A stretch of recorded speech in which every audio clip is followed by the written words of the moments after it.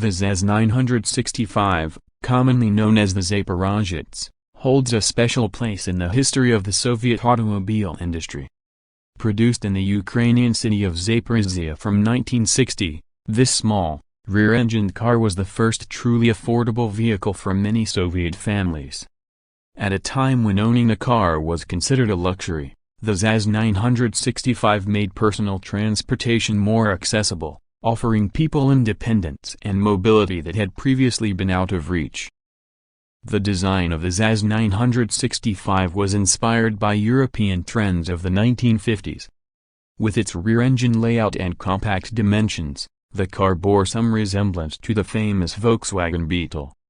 The engine was positioned at the back, driving the rear wheels, a decision that saved space and allowed the car to maintain a small but practical body shape.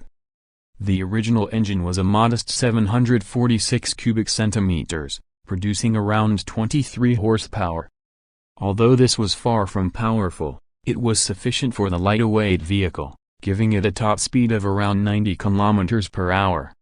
For ordinary Soviet citizens in the early 1960s, this was more than enough to make daily life easier. The exterior of the ZAZ-965 was instantly recognizable. Its round, compact body featured distinctive air intakes on the rear fenders, which were necessary to cool the engine. These protrusions quickly earned the car the nickname the Little-Eared One, or Ushasty, and became one of its most memorable features.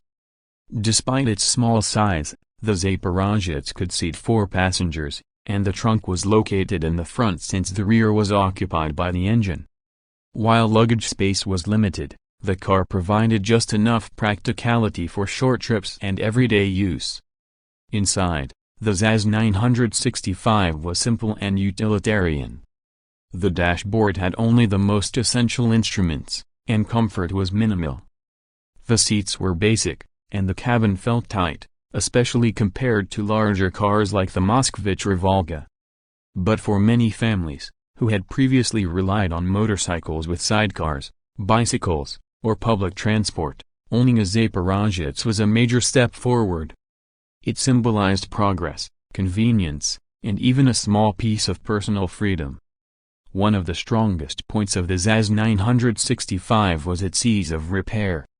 Soviet roads were often poor, and professional service stations were not always available, especially in rural areas. The simple mechanics of the car meant that owners could fix it themselves, often with only basic tools.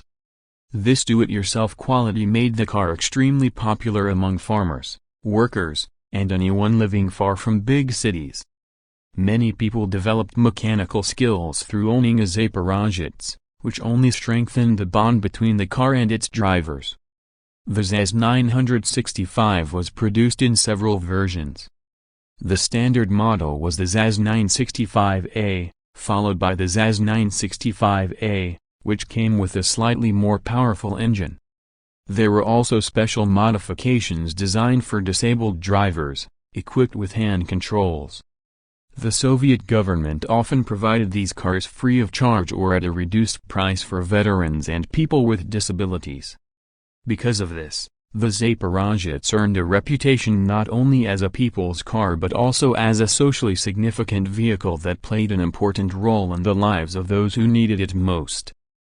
Culturally, the ZAZ-965 became the subject of jokes, nicknames, and anecdotes. Its small engine and unusual appearance made it an easy target for humor, and some people looked down on it compared to larger, more powerful cars. Still, many owners spoke fondly of their Zaporozhets, appreciating its affordability and practicality. It may have been slow and noisy, but it provided independence in an era when that was rare. In terms of efficiency, the ZAZ-965 was relatively economical. It consumed about 6 to 7 liters of fuel per 100 kilometers, which was manageable for most households.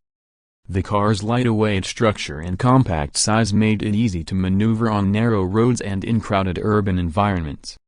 Of course, comfort and refinement were limited, and the Zaporozhets could not compete with more advanced Western models. But its purpose was not luxury, it was accessibility, and in that role, it succeeded. Today, the ZAZ-965 is remembered with nostalgia and even admiration. What was once considered a simple and sometimes laughable car has now become a valuable classic. Collectors and enthusiasts restore surviving examples, either keeping them in their original condition or customizing them as unique retro vehicles. At car shows, the Zaporozhets always draws attention, standing as a symbol of Soviet engineering and a reminder of an era when even the simplest car could change lives. The historical significance of the ZAZ-965 is undeniable. It was a crucial step toward mass motorization in the Soviet Union, giving ordinary people a chance to own a car for the first time. It trained new generations of drivers and mechanics, brought freedom to rural communities, and provided mobility to people with disabilities. For all its limitations, the Zaporozhets was more than just a mode of transport. It was a cultural icon that represented progress, equality, and the dream of personal independence.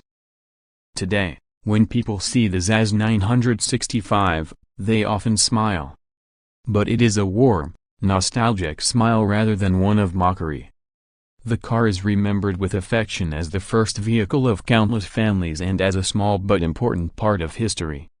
Its legacy remains strong, not because it was powerful or luxurious, but because it was meaningful. The ZAZ-965, the little Zaporozhets, truly deserves its place among the most memorable cars of the Soviet Union.